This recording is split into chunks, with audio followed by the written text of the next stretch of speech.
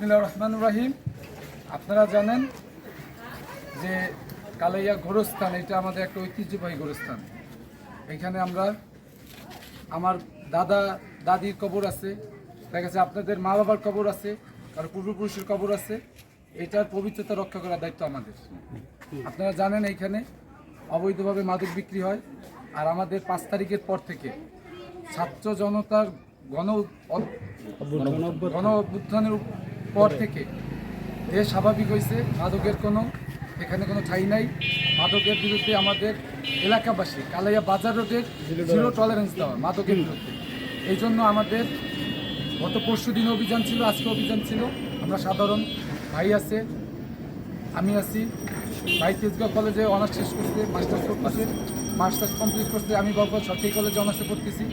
সিয়াম আছে, বাউফল সরকারি কলেজে পড়তেছে। আমরা ছাত্র যারা আছি, আমাদের দুপুরে একটা অভিযান ছিল। দুপুরে আমরা আমাদের কবরস্থানের উপরে অবৈধভাবে মাদক বিক্রি হয়, এই জন্য আমাদের সর্বসাধারণ অভিযান ছিল। এই আধা ঘন্টা আগে এখানে আমরা শুনতে পাইলাম আমাদের এক চাচা আছে, সে একটা ছেলেরে দেখছে সাইকেল চালিয়ে যাইতেছে। তারে দেখার পরে সে গতি বাড়াই দিয়া তার পকেট থেকে এই যে দেখেন আপনারা ওপেন গাঁজা, এখানে ব্যাপক পরিমাণের গাঁজা আছে। আচ্ছা, আমরা জানতে চাই যে আমাদের এত বড় অভিযানের পর থেকে এত সাহস কিভাবে পায়? আইন শৃঙ্খলার বাহিনীকে তাদেরকে বুড়ো আঙ্গুল দেখাইয়া, আমাদের সাধারণ মানুষকে বুড়ো আঙ্গুল দেখাইয়া তারপরে গাঁজা বিক্রি হয়।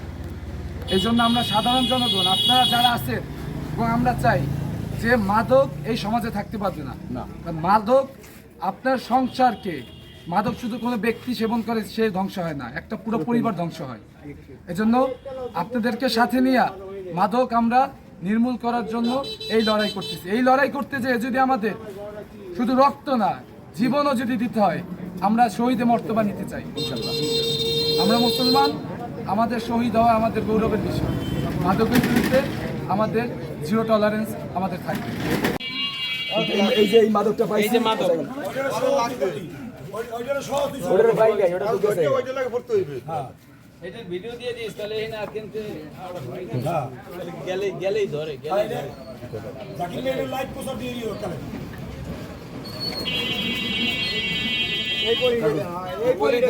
কাগজ দিবেন, পেপার কাগজ